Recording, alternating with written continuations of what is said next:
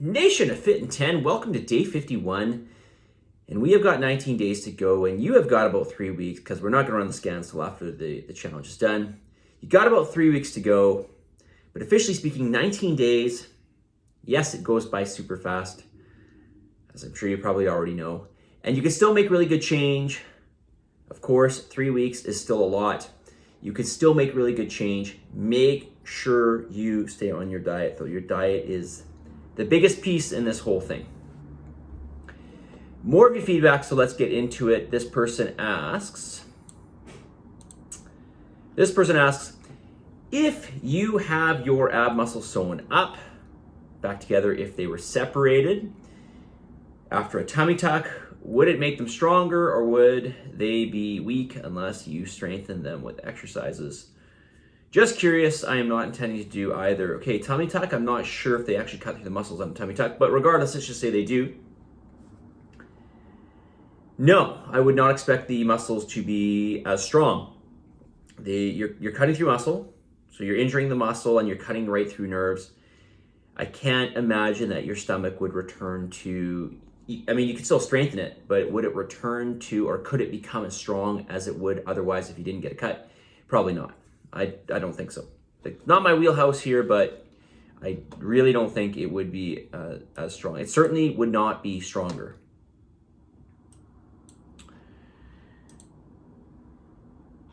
All right, next here, this person asks, this is under name something specific you can improve upon. Gain mobility back in my ankle to continue endurance training. So this would be interesting to know what exactly, where you're having mobility issues. Is it with that dorsiflexion, plantar flexion, like so toe towards shin, toe away from shin? Or is it with inversion, eversion? So it'd be good to know, because there are some things you can do, I'm sure, well, actually, I'm not sure. Maybe you've had some consultation with a physio on this. There is some stuff you can do to help with that ankle mobility, and not just mobility, but strength as well, right? We want to strengthen that ankle. We want both those things. Let me know if you're interested. Maybe I can help you if you haven't already had some help. Is there something you'd like me to cover in this week's video series? Best time to drink and take supplements. Okay, well, this is not very specific, so I'm not quite sure what you mean. Okay, I'm assuming when you say drink, you mean drink water. Best time to drink water, probably 3 times I would suggest. First thing in the morning, before you train and after you train. And with that, I would take some pink salt. You need those salts just as much as you need the water to stay hydrated. Yeah, so first thing in the morning, I don't know if you know this, but you probably know this because I think this person did the challenge before, but I'll just say it again for those of you who don't know. For me personally, I take a lot of water, lemon or lime, so I do freshly squeezed lemon or lime, and apple cider vinegar first thing in the morning, along with some pink salt. And I do this for a whole host of reasons, but one of those being proper hydration. You're going to definitely be dehydrated in the morning. Throughout the night, I tend to pee like 3 or 4 times. So I wake up pretty dehydrated. Another good time to do this would be before training.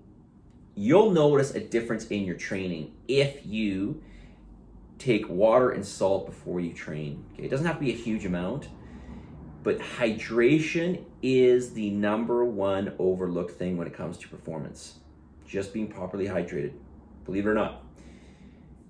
Take some water and some salt before you train, even during training, along with glucose. Well, I wouldn't suggest taking glucose for you guys, but it is something that some athletes do, especially if they're doing prolonged activity or if you want to maintain optimal performance.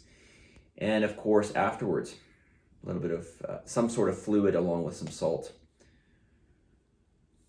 So that's what I would say with drinking. But in general, though, throughout the day, you do want to just, titrate in that water. Just drink water throughout the day. In terms of supplements, this is a big one. When it comes to, because obviously there's a whole array of supplements, and I guess we'll address more natural supplementation here. We won't go into drugs. When it comes to supplements, if we're talking about vitamins and minerals and maybe like a greens product or something like this, we want to take this with food, always with food, and I would probably take this first thing in the morning just to get it out of the way. If we're talking about ergogenic aids, like something like creatine monohydrate, I would take this before and after training, or something like HMB, I would take this before and after training. If we're talking about something like essential amino acids, EAAs, which by the way, I do carry. If you're vegan, take some EAAs. If you're not getting a lot of animal product, take EAAs. I would take this all throughout the day. I would probably take this, my suggestion would be morning, midday, and night.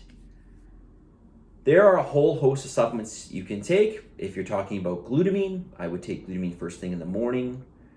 For gut health, I would also take it around training as well.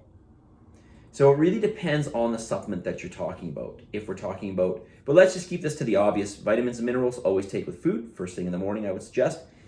Protein powder, I don't really think of a supplement. This is really just this is just a food product essentially. This is protein. You could take this any time of the day.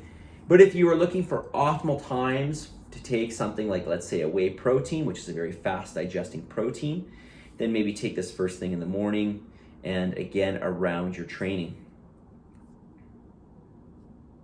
Anything else I can think of with supplements? Yes, I can, but I think I'll probably stop there. We're at 6.5 minutes, so let's get to the message of the day. And on this day 51, compare what you want with what you actually do. Now, when it comes to this challenge, I've told you specifically what I want you to do. If you're not doing that, I really suggest you do, especially with diet. I know there are some of you who have mentioned to me, well, I'm not doing this, but I don't really think it's that important. It's not really going to make a difference because I'm doing such and such. And I'm going to tell you there's a reason why I put it in. It's not there to make your life harder. It's not there just to be, some sort of, hoop that you have to jump through. It's meant to be there for a reason that will help you. So make sure you fulfill all the pillars of your challenge, including your food, which is weighing out absolutely everything, measuring it out, and finding the best representation of it and putting it in your food journal and doing this on a daily basis for absolutely everything that you consume. Okay, with the exception of water or maybe some things that don't contain any calories. Positive energy, positive vibes, believe in yourself, and for the love of God, give some gratitude, and I'll talk to you all tomorrow.